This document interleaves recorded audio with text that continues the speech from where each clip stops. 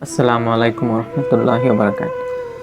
দেশ এবং দেশের বাইরে থেকে যে যেখান থেকেই দেখছেন আপনাদের সবাইকে জানাই আন্তরিক শুভেচ্ছা এবং মোবারকবাদ।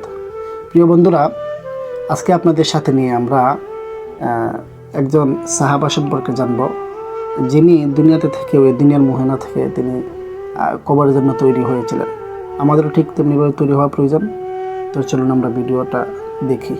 একজন সাহাবী জান্নাতুল বাকিতে হঠাৎ করে কবর খোঁড়া শুরু করেন। সবাই তো বেশ অবাক যে কেউ তো মারা যায় নাই, বা এই কবরটা উনি জান্নাতুল বাকিতে হঠাৎ করে উনি কবর করতেছেন কেন? উনিও কাউকে আনসার দিচ্ছেন না, কেন আমি কবর করছি বা কি হচ্ছে না হচ্ছে। সবাই বুঝতেছে না যে উনি হঠাৎ করে কবর করবেন কেন জান্নাতুল বাকিতে। এটার আনসার কেউ পায় নাই। 3 দিন পর দেখা গেল ওই সাহাবী ইন্তেকাল করছেন। এবং সবাই বুঝলো যে উনি চান যে উনি যদি ইন্তেকাল করেন, ওনার পুরা কবরের যেন ওনাকে দাফন করা হয়। সেই সাহাবীর নাম ছিল আবু সুফিয়ান ইবনে হারিস রাদিয়াল্লাহু আনহু।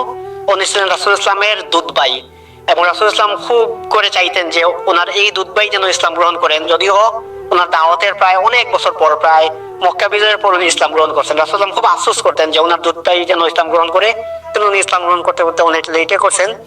বাট উনি ইসলাম গ্রহণ করে সাহাবী হিসেবে ইন্তেকাল করেন, এবং ওনার চেহারার সাথে রাসূল ইসলামের চেহারার অনেক মিল ছিল। তো বন্ধুরা, আমরা দুনিয়াতে থাকার জন্য চেষ্টা করি, কিন্তু সাহাবারা এমন মন মানসিকতার ছিলেন। ওনারা ছিলেন উম্মতে মুহাম্মদের শ্রেষ্ঠ উম্মত। ওনারা নিজেদের জন্য নিজেদের কবর নিজেরাই খুঁড়তেন। আমরা দুনিয়ার জন্য দুনিয়ার মোহে পড়ে থাকি, কীভাবে দুনিয়া ধরে রাখা যায়, আঁকড়ে ধরে রাখা যায় এই চেষ্টা করি, কিন্তু ওনারা ওনাদের কবর নিজেরা খুঁড়তেন।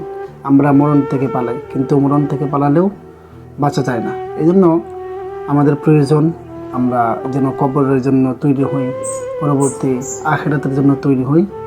সাহাবারা যেহেতু আমাদের উত্তরসূরি, কাজেই আমরা ওনাদের থেকে শিক্ষা নিতে হবে। তো আজকে এই পর্যন্তই। ইনশাআল্লাহ সবাই ভালো থাকবেন। আসসালামু আলাইকুম রহমতুল্লাহ।